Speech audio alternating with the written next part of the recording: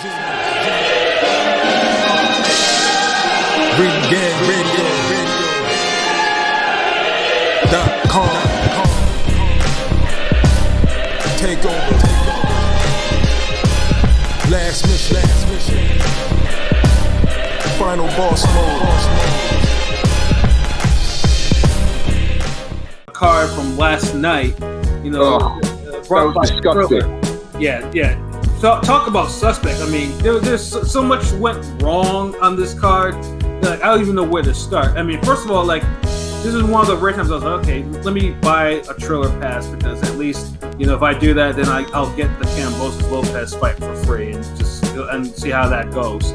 You know, and like I said, and Triller for the most part has been I don't know what it is. Like, they knocked it out the park for the first time around. Like, everything was right, and then all of a sudden they forgot what the formula is. Either they go 2 left with the fuckery, or 2 left with the boxing. And this one, I don't know what they did.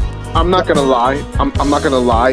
Last night, completely, like, damn near completely made me sour on Triller.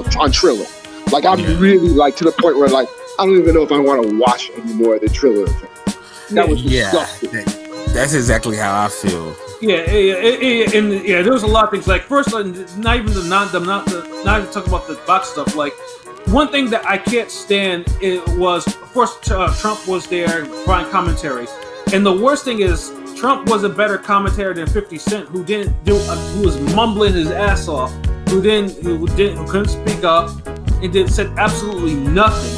That kind of disappointed me, because I know that 50 actually has some boxing experience from back in the day. And actually watches boxing, so it's like, why? Like, and I realized some people. Dude, that was a fuck up. Like, I would never put 50 Cent in some type of capacity to comment on boxing. The only saving grace was that he had Porter with him to kind of cancel that out. Yeah, Porter is true. Yeah. Like, Porter definitely has a career in the booth after his career is done. Dude, when all said and done, Porter's gonna be Hall of Fame either for his boxing career or his damn media career. I've said that after both of them retire, Porter and Thurman both need to have a career in broadcast. Yeah. And Porter's already, like, he's getting to that damn level now where he's like one of the best, like, easily. Quickly, and truthfully, that probably will get him into the Hall of Fame. Like, definitely, man. I like him. I like him more than Paulie. Of course, he's way better than Paulie. And that'll set us up for our final conversation later. But between that, like, the music acts, like, there was too much reggaeton. I know I say it's. Oh my goodness! Like, I mean, they're down here in Hollywood, Florida. Like, is that many niggas down here really fucking reggaeton like that? Where, like, I didn't know. Like, what was this, 2003 now? Like, I was like, what is it with reggaeton like that? I was like, can you? I mean, reggaeton's like stop trying to bring that shit back. Yeah. And it didn't help too. Like, the first reggaeton cat niggas was high as hell. If they're gonna do Spanish music, they need to do more modern. Like, the more modern Spanish music is not reggaeton.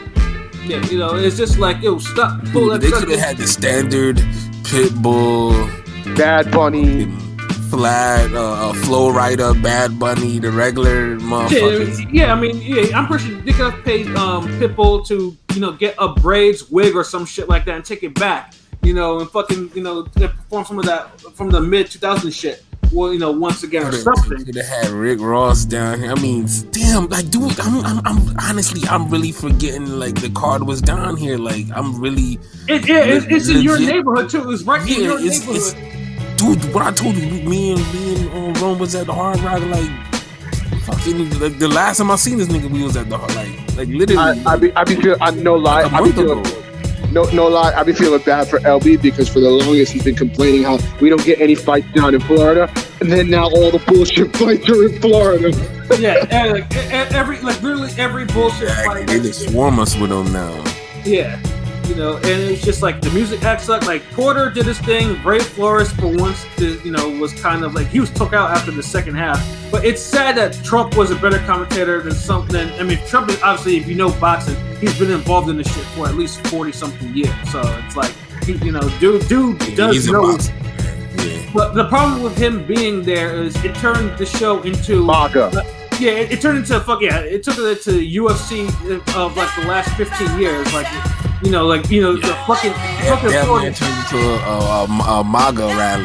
Yeah, honestly, I can't tell you anything that he said because honestly, once he got on TV, once I saw him on my screen with Masvidal, I muted. Yeah, the funny thing too, but like most of the people that He was playing matchmaker too, though. Like I was like, damn, like he's like this guy. He could fight you. This guy could fight you. Yeah, Trump knows his shit. That's the problem. Like, and he really does. But it's just unfortunately, this is a politically charged climate, and Florida is one of them states. And but see, you know what? The music ruined that because if you would have had more modern, diverse music, it wouldn't have just had that feeling. You would have got even a different type of atmosphere too. Right, like it's that you legit had music nobody fucked with. And then you had a lot of the MMA names in the sport at that place and, on the card. And so it kind of defaults into like a UFC type of vibe. Like, it was sad too that the young man that looked like Lil Nas X who sang the anthem was the best music act of the night. He's the only. Yeah. You know what I'm saying? But he sung his ass off, and he and even then, for as great as that little boy sang, he couldn't liven up he couldn't turn the event around. Right? Yeah. It was the event itself, like. Yeah, like listen, I bought the pass for it, and I was just mad because I was like, damn, I didn't pay to see a whole bunch of Florida hits. Talk about Trump and bring back 45 signs. Trump even said it felt like a rally. Yeah, and I'm just like, and then the cognitive dissonance that was happening. Like there was one white broad that was holding that, and she was dancing to DMX. I'm like, why am I watching this shit? Like, what is this? Like, what did I pay $29 for? Like, what the fuck is this? Like, That's hilarious. That those you got those MAGA bras that be dancing that love rap, but they really hate niggas. Like, and it was fucking with me. Usually I don't have the type of like the cognitive dissonance on this shit. Like usually I kind of poo all that shit away, but this shit was fucking with me too much. The boxing wasn't leveling and shit out because the production was going harder than the actual fights, and whenever that happens, the card is trash. The Hay fight, trash. Yeah, Hay. He had a chance to set shit off, and he Stay retired. Yeah, like he danced around. Like, look, dude. Like, look, man. If PJ is sending me more entertaining clips of him sparring his damn students than you fighting a billionaire, I'm good. Yeah, like and it's not like Hay. Like we've seen Hay spar before. I mean, Hay. Has sparred with Wilder and giving Wilder the business like from back in the day. Like he sparred with Wilder and Fury and like he's had good spars. Yeah, like we say, but this one was just like Fournier, and this one asked because Fournier was assaulting that man's livelihood. Like, hey, if you want to buck, okay. It's like you basically still wanted to be a friend. Like it's like what. Being a billionaire's friend was more important than your honor for boxing. Yeah, and that's exactly how I felt. I was like, hey, we know the dude can't box, but you're supposed to put him away because he insulted your livelihood. And you wrapped him with a jab. Like, honestly, it's like honestly, you already know the next conversation they're having at the pub. They're gonna be like, hey, was like, man. So you realize I could have knocked you out any time I wanted to, and dude is gonna be like, yeah, he basically carried. Yeah. You could have. Yeah. You carried me this day. You said, see. Yeah. And it goes off into the whole branding shit with niggas. And, and then is dude still a commodity or a brand if you would have gotten knocked out by a boxer? Like, Yeah. And then after we had the legit fight on the boxing card, with Andy Vences and John O'Carroll. And the way the commentators were trying to hype that shit up was it was like god damn, like first of all, like you would have thought you was watching fucking Gotti Ward 3 I'm saying fucking Marquez Vasquez 3. Yeah, it's like it wasn't that live. Like they were throwing to, but it was a lot of sweet sciencing going on in that fight. It was a decent little fight, but for the night that was void of any real action, they had, it wasn't even better than Love Baroncheck. It wasn't, not at all. So except for maybe two of the rounds where they actually decided to actually throw. And it was just one of those things that was just like Vences kind of again showed that he can't get himself into second gear. And Kano did what he had to do, but he's just not a big puncher. So and then Carroll won, and then he of course I can't understand him because his accent is super thick, and then the announcer was fawning over his beard too goddamn much. It was just one of those fights. It was just like ugh, it needed more. Like it needed some knockdowns. It needed people to really put foot to ass, and it didn't really happen that way. But because it was only a step better from the Hay fight, so it was no it's like you had a D. It's like your kid came home with a D, and then the next week you say do better, and they came home with a C next time. Like that's how that fight felt. Like facts. And you're like, okay, like I mean it's better, but you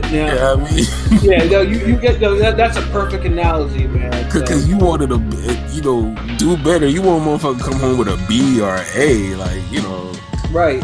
You come home with a C. It was just one of those things. It was just like that fight needed a little bit more, especially for representative for boxing, and it didn't deliver on that. So it was just like it was. I know LB. We were talking today. I know LB was like, man, I might need to turn this shit off. Yeah, like that's the level of annoyance I was having with the card at that time.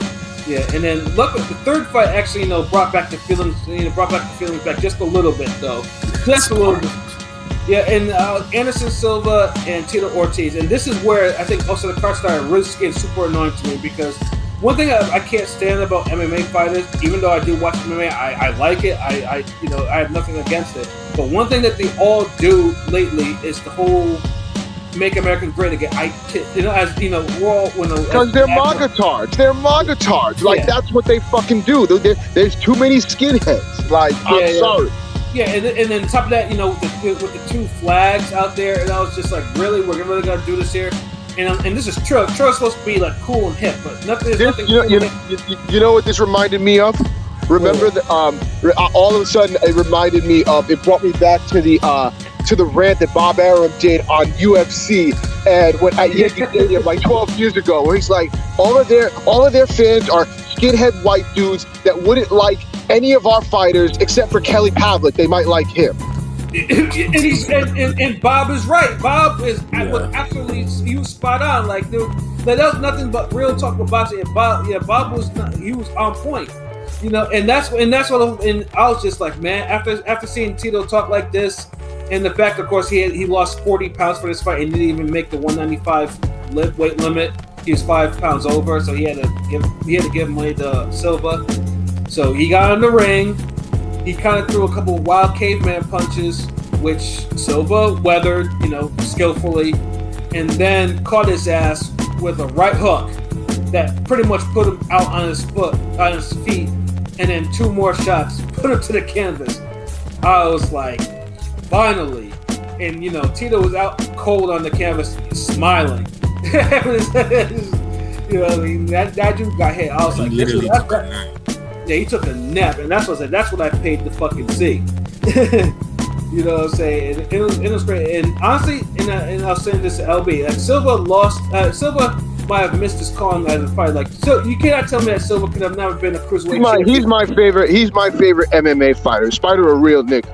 Yeah. Like he could have been a cruiserweight champion or something. Like, I mean, or a light heavyweight champion, because that light heavyweight title was splintered. He could have. I mean, if Gabriel Campillo could be a light heavyweight champion, so can he. You know what I mean? Yeah. You know what I'm saying? Like, dude missed his calling as a boxer. He could have.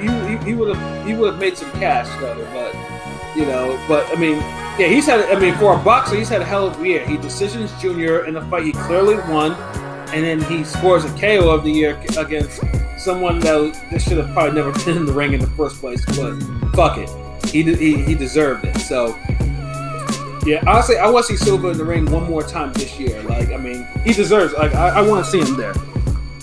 Like, bring him back or something. Like he might fight his way into a Paul fight. I'm saying, like, Yeah. I want to see. I mean, it's sad that he's 46 now, or 44, 46, or whatever old he is. You know, and he's having this run in boxing now. Like dude should have switched over. You know, like 10 years ago or some shit. Like, but it is what it is, man. And the most disgraceful moment of the night, by far, was the main event with Vitor Belfort and Evander Holyfield.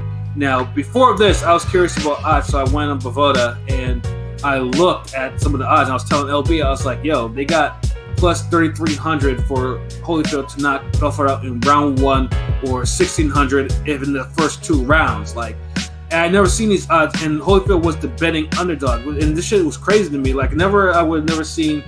I see a former undisputed cruiserweight and heavyweight champion being an underdog to a TRT'd up Brazilian from MMA. Like, that shit was. He should have never been a replacement fighter. He shouldn't be in the ring anywhere near the ring. Right, and for the people that are not hip to why Holyfield was there, is because Oscar, because we didn't mention this on the preview because he was still fine, but Oscar caught COVID, so Holyfield also had a contract with Triller to do an exhibition with old boy that what's that dope boy's name? I forgot his fucking name. He pisses me off because he knocked out Mike Tyson in his final fight. Why am I forgetting? Yeah, McBride, Kevin McBride. Yeah, there we go. Yeah, and they were supposed to do something, but something fell through, and Holyfield was threatening to sue them. So him as the replacement was him being placated because he'd get paid, hopefully, and that was that. But it turned out like things like we saw the videos, like Holyfield looked incredibly slow and labored, like hitting the mitts, especially if you saw the media workout. I mean, he looked in shape. He still had his muscles and everything. Because he said he'd been training for like 2 years or whatever, but this was clearly a guy that was too battle scarred for his own good. But I was stubborn. My mind wouldn't let me because I'm such a Holyfield fan. I'm like, it doesn't matter. Like, he can knock out Belfort at something. Like, I didn't think he could knock out Belfort no matter how much TRT this dude was on. Yeah, he was the underdog for a reason. Yeah, I know some, but this was the denial that was fucking with me, bro. I was like, I can't. I didn't want. You gotta remember, damn, when Trump and them was talking, they were saying like, everybody's looking for Holyfield to get knocked out, basically. Yeah, the dude's younger. Yeah, and I was praying that this was just like they was taking them lightly, and then people would get paid off Holyfield actually knocking dude out. But once all that shit happened, once that bell rang, Holyfield had like his reflexes, they were gone. Everything was shot. His balance was off. His movement. The only thing he could do is throw a jab, and the way he throws his jab, you could tell it's so natural. He probably throws it in his sleep. Yeah, it's like a reaction. But it's like it doesn't seem like he could do anything. He did throw. I think he landed a right hand. Right. But unfortunately, his reflexes to, when Belfort decided to attack him, Holyfield just didn't have the reflexes to do anything about it. And in one wild shot, like he threw himself down, into the ropes, and he looked bad. I was like, oh god, like this is gonna be a matter of time. So he got up, it was a slip, and then Belfort lit him up with an uppercut. And that's never gonna be in an uppercut season video, by the way. Never. That will never be in that, because it was so disgraceful to see Holyfield get hit with that uppercut. Yeah, who even was thinking about that? I hope nobody hit you up on the in the DM talking about y'all go add that too. Yeah, no, I just had to make it better. Like that was crazy. Yeah, like I didn't even share. I didn't share that card. Honestly, minus Tito Ortiz getting starched, like that whole card was a waste of time. Right, and then just Belfort knocking out Holyfield, Belfort again knocking Holyfield down legitimately. Belfort letting off 18 punches on him, and the referee too was talking about. The referee was really trying to give him the benefit of the doubt because he knew he was in the position like he had to stop it, but there was no benefit of the doubt. He was like, once Holyfield got hit with that first punch, I'm like, this is gonna end bad and quickly. Yeah, and then the referee didn't want it. The referee was like, he was waiting for that bell too, but even he knew, it was like, yeah, you can't let a 58-year-old man take a killer instinct combo. Like, it's not good. You can't do it. So he had to stop it. And Holyfield was saying, oh, he wasn't hurt, but bruh, you're great, but you wasn't throwing back against anyone. He was covering up. He was showing up too much. And this is a Holyfield that used to fight when he got hurt. Like, he used to really fight hard. Yeah, his body couldn't do it anymore. And like I said, if you follow the career of Evander Holyfield, like, dude is war and battle scarred. Like, dude fought too many wars in the 80s and 90s. Like, you have to, like, dude fought a 15-rounder in his 11th pro fight. You can barely get these niggas to actually fight a 12-rounder, in the by their 20th fight. He's a legend. He's a legend. One of the greatest of all time. But there was no reason why he should have been. Triller fucked up eternally for having that fight. Yeah, like, there was a reason why his license was suspended in New York and California would not license him. And so, yeah, the Florida Commission needs to. That's a black eye. That's on you for letting this fight go. That should have never went. Niggas that blame Florida for everything. Yeah, blame 9/11, nigga. Shit. I mean, the commission. They did license him. It's like, why? Like, who in their right mind thought that was a good idea? Like, who the fuck? Like, this is Florida being Florida. Yeah, like, honestly, that pissed me off so much. Like, yeah, I was low-key furious after the whole thing was over. I was just like, yeah, I didn't like how that shit went down. I was like, it's like, and then Belfort had enough to be talking big talking, like him and Kavanaugh, the Triller guy, the Triller head. You beat a 60-year-old with a lot of fucking brain damage that shouldn't even have been in the ring. Fuck out of here with that shit talk. Right. Yeah, they're talking that. First of all, that I kind of hope that they do make the fight with Oscar and Oscar beats the shit out of him. Yeah, me too. Like, and then they're talking about MAGA shit and bad shit at the end, Like, he was trying to call out the world. Yeah, Belfort was actually saluting Trump, "Make America Great" talks again, and calling out Jake Paul, and they said, we have 25-30 million, winner take all. You don't deserve a Jake Paul fight, you asshole. Yeah, like, fuck Belfort, you know what I'm saying? Like, the only reason why he's competitive because he's TRT'd up, This nigga's been on TRT for how long? Because he has so many fucking injuries and shit like that. He can't. He took so many roids that he can't. He can't maintain naturally anymore. So he has to take all that bullshit. You know what I'm saying? So yeah, it was just disgusting. Like, I was so furious at watching this shit. I had to go watch something else. I wonder what the sales are gonna be for that card, because that shit was just. The boxing didn't deliver. The performances didn't deliver. There was no fuckery. There was no fuckery. Shit like this is like, if we're gonna get shit like this, Triller's gonna meet an end very quickly. Yeah, because that shit wasn't cool. Like, attached to this fight like that, like, no one really cares about it happening. Like, besides the Silva KO, nobody. Everybody knows Holyfield's 100 years old. No one cares if you stop him right now. The fight shouldn't have been. It wasn't even no sick, brutal stoppage or anything. Like, it was a mercy stoppage that stopped a more brutal stoppage from happening. Exactly. So it's not going to even draw the attention. So it's still a worthless thing. Like, all you did was piss people off. Yeah, pretty much. I know. Like, I know. I was on the RGR Twitter last night, and a lot of the fighters were furious at that. I know one, Steve Cunningham, was furious. I was like, man, you should have let me take control. Like, I would have done work, and he would have. Like, he probably would have at that time. But that's the thing, man. And Steve Cunningham's a part of the problem. Like, all these fucking boxers, they get on these fucking Triller cards, all these older boxers, and they put out these damn dud performances. Like, one of you old ass niggas is gonna have to deliver now. Yeah, exactly. Like David Haye, boring fight. Steve Cunningham's fight the other day, boring fight. Yeah, it's like, I mean, there's only y'all niggas Oh, go ahead. Put on a good fight by now. Yeah, then I mean it's sad that Silva is old, is an old fighter too, and he's actually the highlights of Triller in the ring. Like he's actually putting in the work. Yeah, because he understands his platform. So it's like, but yeah, Hay didn't understand it. I mean, Mike and Roy was always gonna, so no matter what, and people will see Roy and Mike again. They want to, so it's always gonna be there. But all this talk about Tyson Holyfield 3, nah, that's dead. That shouldn't happen. That shouldn't happen at all. And Mike's style is just as taxing as Holyfield's style. Yeah, like Triller needs to. I don't want to hear no Tyson Holyfield 3.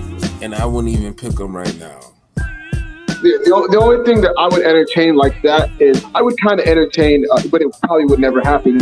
Is Tyson Lennox 2. I mean, for the factor, yeah, sure, you can definitely do that. I mean, Lennox, seems to me, he's kept himself in shape. Still looks like he can probably knock somebody. He can knock out a C level heavyweight, maybe even a B level too. You know what I'm saying? These niggas is, but I'm just, unless you're gonna stack the card and put up some good fights, get the production on point. They're stacking the card with bullshit. Yeah, I'm kind of just over it. Like, don't throw a bunch of bullshit out there and then throw a little boxing match on top of it. And now that's going to represent boxing, and now you're going to say you have a boxing card. Like I said, because the first one was, the first one is they had hungry fighters that were willing, that understand. The value keeps getting lower and lower on each one of these cards. Like, until it's the point where I'm just like, I'm good. Y'all niggas is barely like Kimbo backyard status now. Right, yeah. And like I said, I have a Triller pass, so I have the boxing I have the boxing that's on the Fat Joe Ja Rule thing for free, and as well as Lopez Cambosis. And I'm not even looking forward to that either. Yeah, the price of the brick dropping. Yeah, it's like $20.99. Like, if I don't, there's probably a good 99% chance that I am not renewing this pack. Yo, Pat, man. But he's got bricks no more. These niggas got the blue caps. Yeah, facts. Facts. Yeah. These niggas got the motherfucking blue caps, my nigga. Yeah. Shit's just killing people out here, man. Yeah, between that and the Trump and the political shit, I don't want to see political shit in my. I didn't pay to watch the UFC card. I paid to watch boxing and Triller fuckery that they can bring, and they brought neither. That shit didn't mix well. Like, y'all gotta have way diverse entertainment, because as soon as the performances, they didn't have the crowd. No one cared about that shit. Yeah. So everybody talking about politics and shit.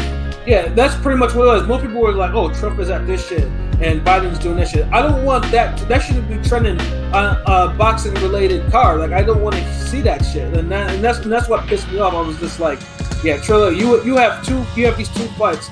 Before I'm like, I'm not. My money's not gonna be touching any of your shit anymore. Like, nah, we good.